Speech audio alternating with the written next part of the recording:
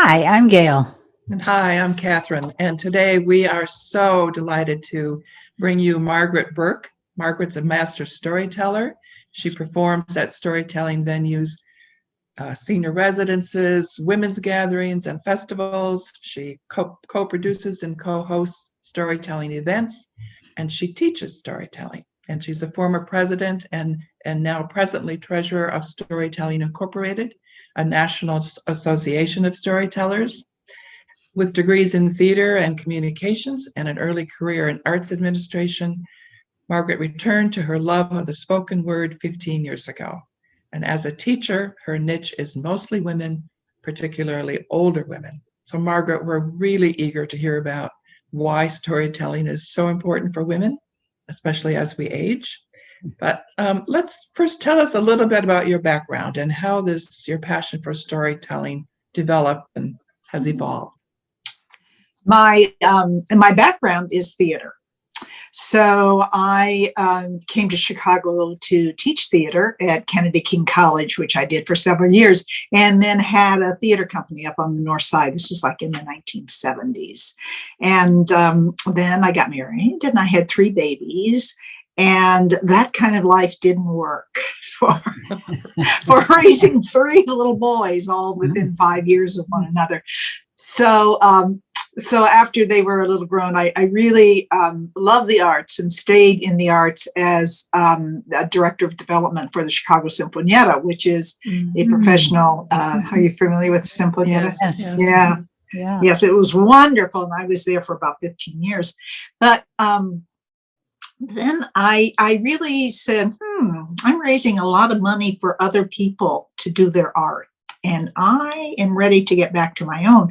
And by that time in my late 50s, I wasn't interested in theater anymore. But at that time, storytelling was really developing as a very broad and a bigger thing that people were interested in. And I really was drawn to that. So it kind of fit in with what my background was anyway, which was theater. And then I started to tell, really working with a lot of traditional folk tale, with mythology, with the same kind of stories I was interested in with theater. But I must say, along about when I turned 60, I just felt this desire. It was an internal thing to begin to tell my own stories. And now I know that I was actually very age appropriate. Yes.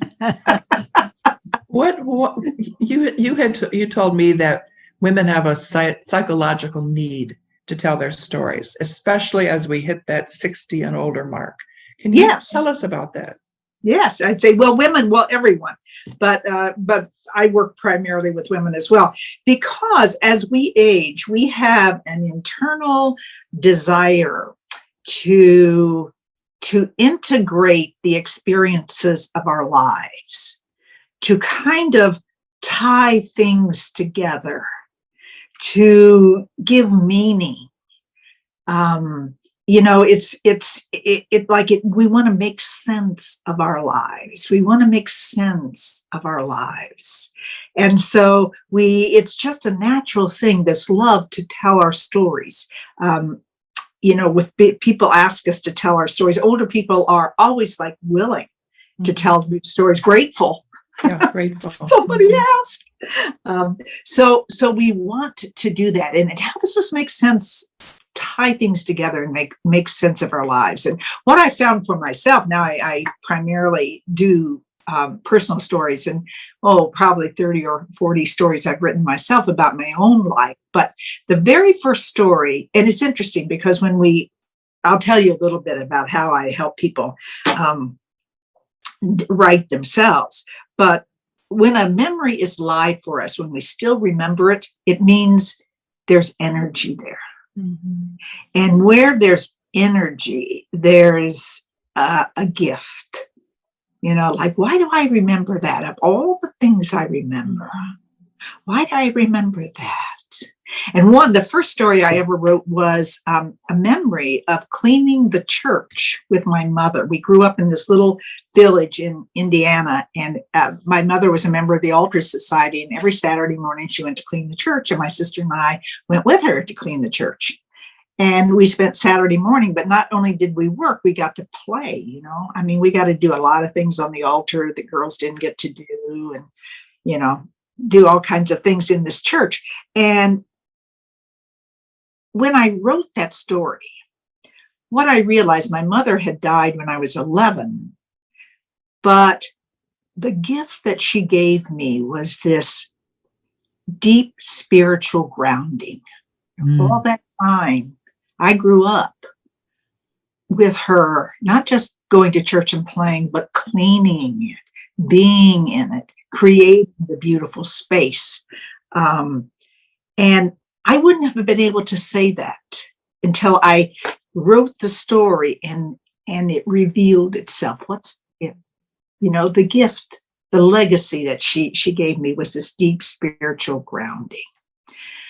I was so grateful. I am so grateful for and it helps us, it helps to kind of like heal some grievances. One of the classes, one of the participants was working.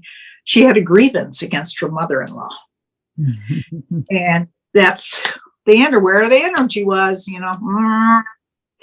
And we kept just encouraging her to explore that. And underneath that grievance was this incredible sense of gratitude for all the ways, in spite of that one thing, for all the ways in which this woman had supported her through her life. And at the end of that story, she said, "Thank you. Thank you for helping me go through that to the other side, to let go of something that, that we hold deeply." So, yeah, go ahead. I'm curious about, go ahead, yeah. Is there some sort of a psychological release, do you think, that accompanies storytelling? Well, yes. Talking about your lives?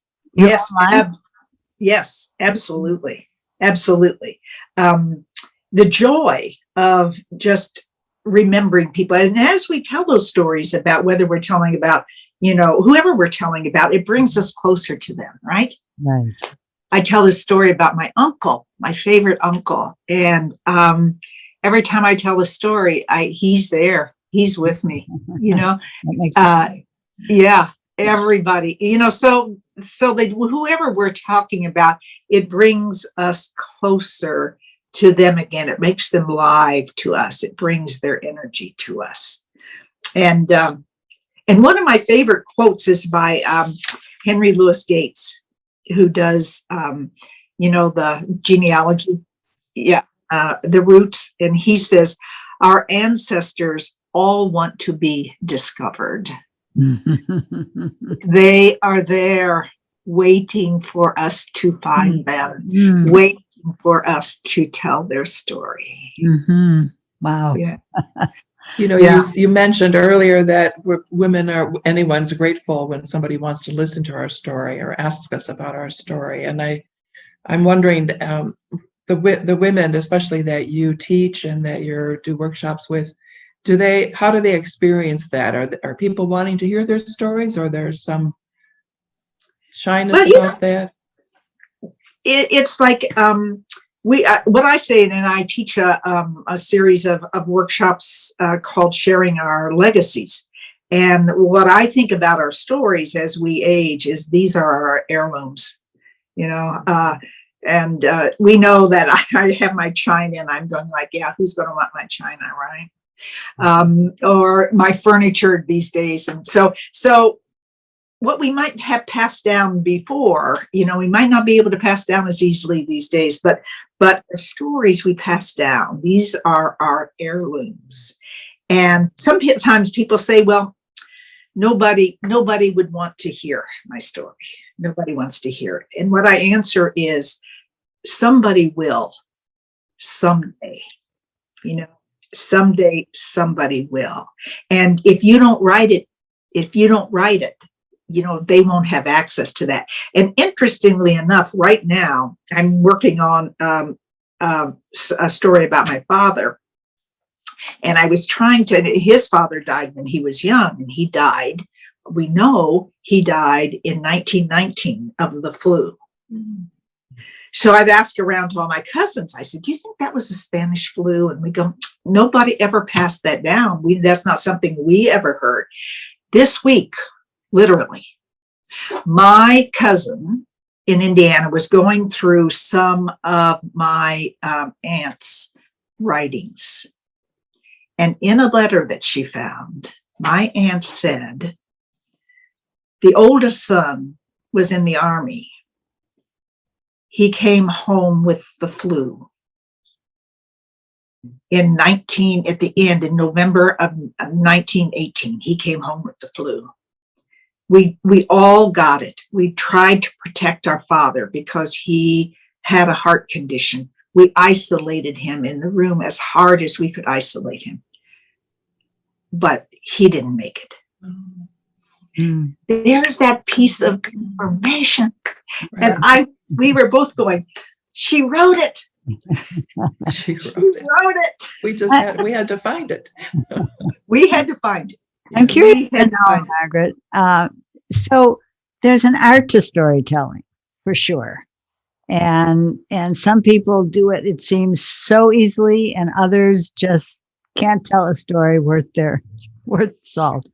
And so is there a way to teach people to be able to tell stories? Is there an arc or a mechanic to it that you can follow? Yes, definitely. When I'm teaching my legacy class, sharing your legacy, I say, you can do memoir or you can do a story. And they're really two different art forms. The memoir is just the detail of the memory.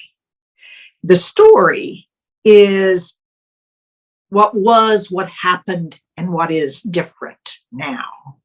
And both of them are art forms. And some people are really drawn to memoir, and some people would like to take that, because when you take it to the story form is when you find the gift, like delving deep enough into that cleaning the church with my mother that I said, I know what this is about. The woman who came to the, healing place with her mother-in-law. That's making the story. But the memoir and the teaching in memoir, you want me to talk a little bit about? Yes, just please. The way I teach that? Okay. So I would give people like lots of prompts, in a class, like just throw out a couple things, an influential person, a parent, a grandparent, a teacher, an influential happening, a trip, an accident, an influential place, an influential object, and lots of things. And then I say, whatever bubbles up is what have energy. And then people would choose one or two of those to write about. And they'd write a who, what, when, and where. And then after that, we begin to develop that with sense memories. And sense memories are so key. What is that? Sense memories are sight, sound, taste, touch. So that's when the story really begins to develop, because you would say, yeah, we lived in this like big house. Well, how big was that house? What color was that house? How many rooms did that house have? And then you go into smell, you'd say, and the fireplace was always, there was that aroma of the fireplace, and then you go into touch, and then there was that rug that had been hand woven that was on that floor, and it was scratchy on my feet, and it came from that woman who lived in the Southwest. That was my aunt, so it's the way those senses then bring back.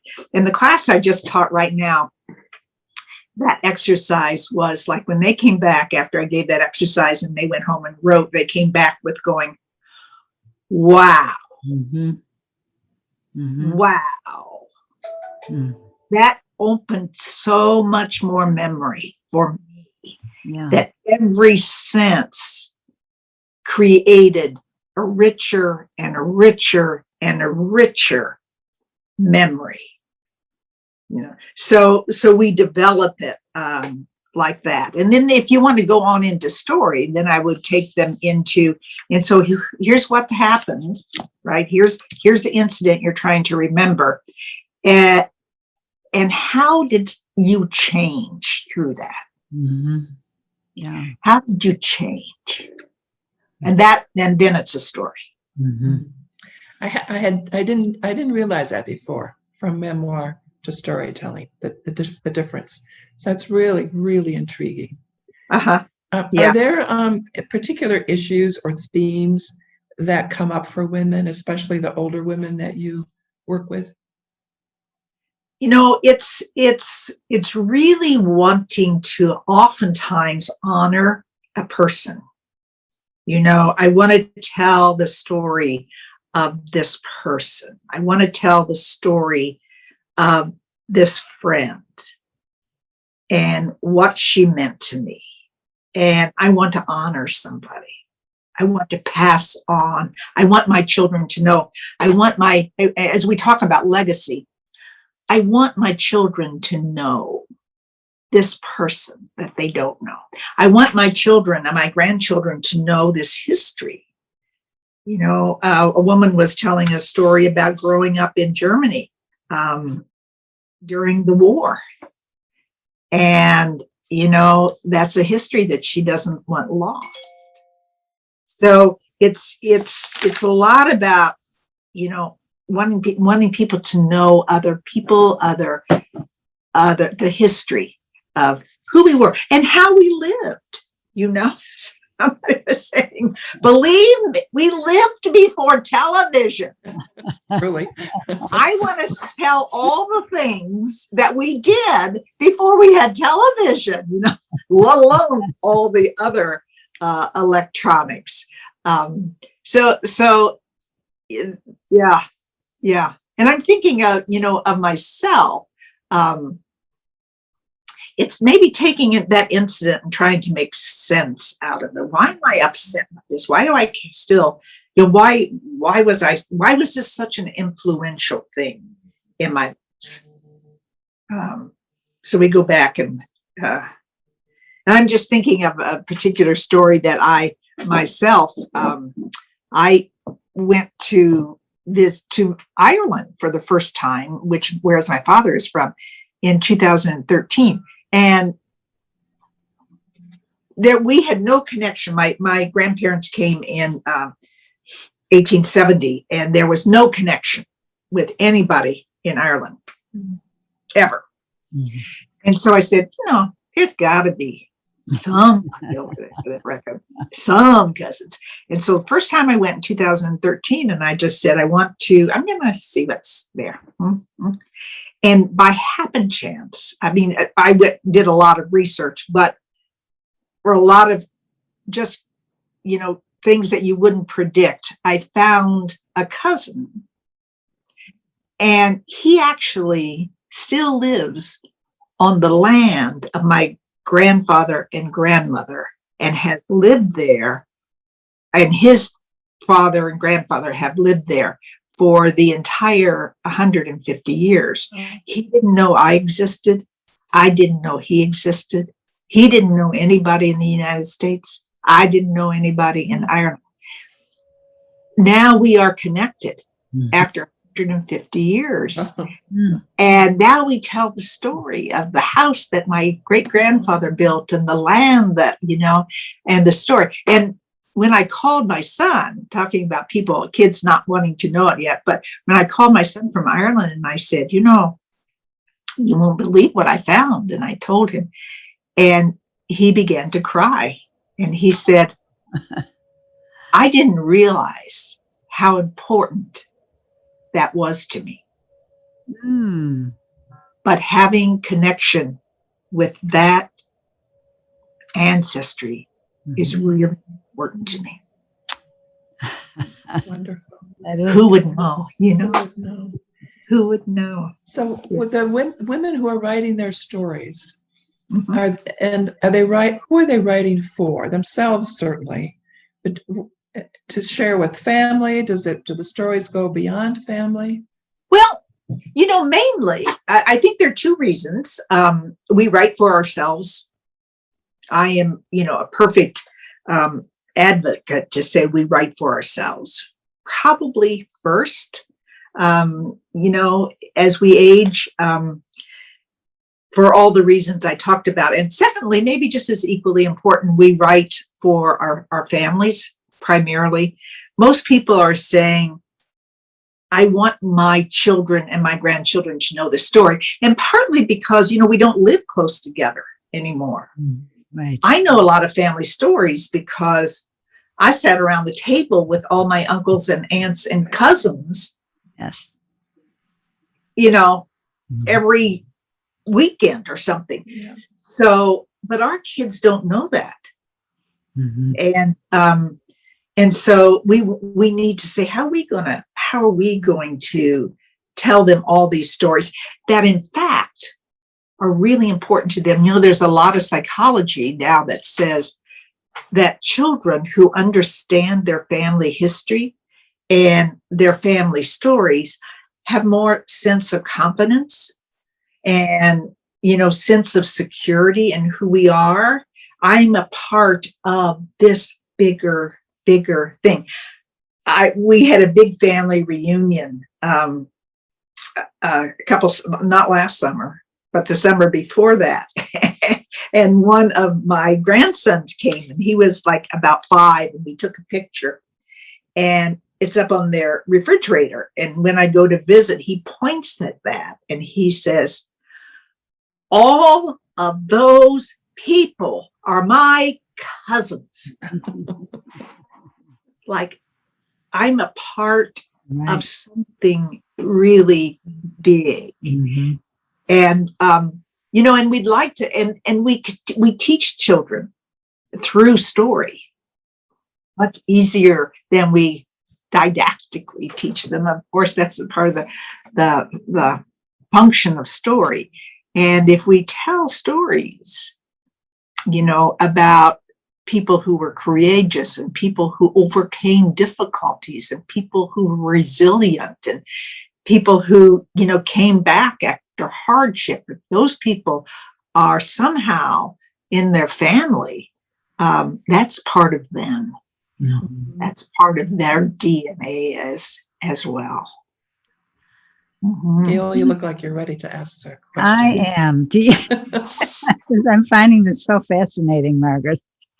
Do you find that some people are reticent or reluctant to tell their stories, to speak about them? Do you have any way of helping them get over that? Yeah, I think that people who come to my class are like open to doing it, right? Right. They want to be there. But yeah, they want to be there. Right. But, I loved to sit with my mother and father-in-law. Mm-hmm. And particularly my mother-in-law was a real introvert, So it's just it's just casual. Mm-hmm. What was, hey, what was a day in school like for you? Mm-hmm. Yeah. And I found that both of them, as they got older, actually went more detailed into some of their memory. My dad was a little hesitant. My father-in-law, he remembered big things, Mm-hmm. but he wouldn't remember small things, and later on in his life, he would say, I remember I was wearing a red plaid shirt. Mm-hmm. And that horse was a mean one. That horse, he was wide, he was big, he had a long bushy tail, and I had to stay out of his way because he'd kick me. Now, 10 years earlier, he wouldn't have told me that. Yeah. Mm. that detail. So to be just to be open to taking the time, there are times when people are ready to talk and are ready to tell stories. And one woman, one of my cousins, had dementia, and her sister said, "Oh, she doesn't remember anything anymore." And I said, and I brought some pictures, some old pictures, and when she saw the picture, she remembered. Detail. Oh, that was Mary. Oh, that's Betty there. Oh, that's Betty's husband, Tom. Oh, yeah, I think they had 3 kids. We didn't see them very much. She went on and on and on, because there was the catalyst, that sparked her. So, I think if we gently ask questions, or if we follow people's leads, if you're talking with a person and they're kind of saying, or that they have a particular interest, or they, like to go somewhere, you can just kind of tease them out, tease them out. Sure. Yeah. And then they enjoy telling. If we're listening ears. Right. Not doing interrogation, but listening. Yes. Yeah, listening ears. Yeah, just listening ears. I like that phrase. Or if you say, I think I said to mom or dad, I think my kids would like to know something. Oh, well, that's a good reason to tell. Oh, okay. We'll talk then. Yeah. I'd like to go back to you mentioned the book that you're working on, and so one of my questions for you is, what's the passion for you, Margaret? The kind of stories that you want to be telling? Well, I am. I'm working on a book, and this is just for my family. I will publish it but it's just really a legacy book. But my father died before I was married and any of my sons or grandsons were born.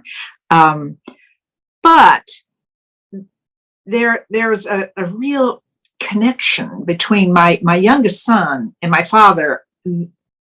He's doing exactly what my father did in the business. My father was into a farmer, raised Black Angus cattle, became a butcher, went blah, blah, blah, blah. This boy has followed that direction completely. And I'm going like, is this DNA? What is it? Right. And so there was my father's desk, and I decided to have it refinished for him. And in the process of picking this desk up and having it refinished and realizing the connection between my youngest son and my father, I just thought, I wonder, what if I tried to put this in a book? And as I began to research my father's business, I realized so much about him, on the cutting edge of his scientific place he was. He started a business. 30 years later, it was obsolete. It was a frozen food locker plant. But he was on the cutting edge of it. And then it sent me back through all the history and figuring out who he was at the age of 35 and how he got into this business. And it's been fascinating. And I've got a lot of testimony. He hired all of my cousins as they were growing up in college and mentored all of them. And so I asked them if they all had anything to write. And yes, I have 4 beautiful testimonies of the mentoring my father did to them when they were in their early 20s. And I'm going like, wow, this needs to be preserved. Yes. Yeah. So it is a project, and it's a big project, and it's taking me a while, but it feels really, really good. Yeah. It's true. Fabulous gift. Yes. A legacy. Yeah, legacy. And I'm enjoying it very much. So when the pandemic is over, Yes. Where will your storytelling take you? Now I know you're doing mostly on Zoom. Is that Right. Yep. But Now all the story programs are on Zoom. But I produced 2 shows in Oak Park, one at a brewery and one at a bistro. I don't think we're ready to go back inside yet, but I will be doing outdoor venues. And so we did some outdoor venues last summer too. And right now I'm looking to solidify an outdoor venue, which, we'll 50 or so people in the audience will be safely distanced, but now we can be outside, and now we can go back to live storytelling, but it's going to be outside this summer. And we will continue the Zoom programs. Oh, good. But they're just not the same. They're not the same. Yeah. It's a live show and a live audience. So we need to find out how to stay in touch with you so we can be two of those 50 in your audience. Yes, indeed. Yes, Sure. indeed. This is wonderful, Margaret. Before we close, on your website, it says that you believe in the power of story, not only to entertain, but to touch the heart, spark the imagination, and embolden the spirit. And you've certainly given us a taste of that today. And I'm wondering, is there anything else you would like to say about storytelling, about its power? Oh, well, we live by story. We have always lived by story. I mean, that is our form of communication. And so I would just say, it's so, and it's what we do. It's the way we communicate. So just writing them or putting them into a structure that we tell on stage is just formalizing what we do all of the time when we are, relating to one another. So I just say, go out and find some, look for storytelling. It's like a lot. There are a lot of venues doing storytelling, and you can find them. You can do them. I have an open mic. And I invite people to come and try out a story.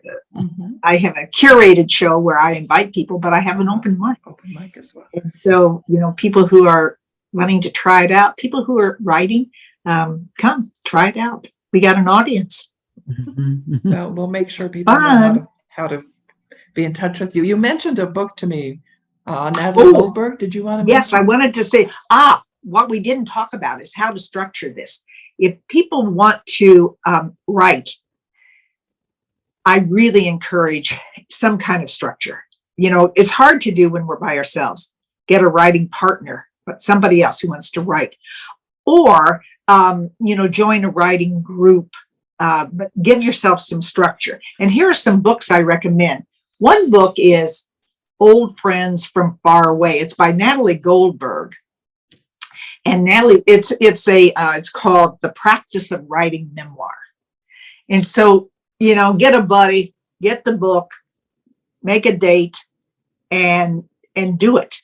And it's nice to have a group of, I lead groups, and we would meet once every 3 weeks. And that's a nice time where you have time to write. And then you share. Sharing is important. Sharing is important. Yesterday in my class, we were writing and people, and I had people share, and they said, "Wow, writing is one piece, but sharing is where everyone was really touched to both share their story and to hear one another's. It's a blessing to share and to listen. Yeah. Lovely. Yeah. Well, thank you. Thank you so much. We look forward to following you. Yes, Margaret. Thank you. It was wonderful. Thank you. Thank you for your program. It's wonderful what you do. It's a form of storytelling, isn't it? Indeed, it is. Indeed, it is. We're sharing Indeed. stories. Yes. We are. We are. And happy Yes. to share yours. Yes. Gail, thank you so much. Thank you. Thank you. Thank you, Catherine. Thank you. Bye bye.